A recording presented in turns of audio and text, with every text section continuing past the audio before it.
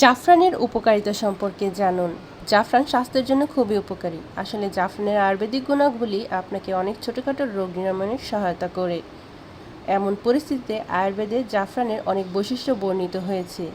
এই ভিডিওতে আপনাদের জাফরানের স্বাস্থ্য উপকারিতা সম্পর্কে বলতে যাচ্ছি।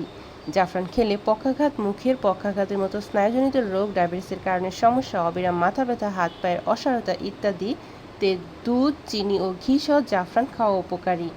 জাফরানের ব্যবহার করলে আপনার স্মৃতিশক্তি উন্নত হয়। আপনার যদি সর্দি, জ্বর ও কাশি হয়ে থাকে তাহলে জাফরান গ্রহণ করা উচিত। এটি খেলে ওজন নিয়ন্ত্রণে থাকে। এছাড়া রক্ত প্রবাহ সচল রাখতে এটি সহায়তা করে।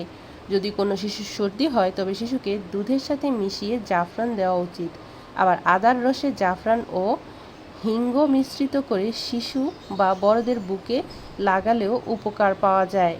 দৃষ্টিশক্তি বাড়ানোর জন্য দুধের সাথে 10টি জাফরান মিশিয়ে পান করলে আরাম পাওয়া যায়। জাফরান দিয়ে আসল চন্দন পিষে কপালে লাগলে দৃষ্টিশক্তি বাড়ে এবং মাথা ব্যথা হয় না। আজওয়ান মিশ্রিত জাফরান খাওয়া উপকারী। এছাড়াও জাফরান খেলে হৃদরোগ নিরাময় হয়। জাফরান লো বিপি নিয়ন্ত্রণ করে।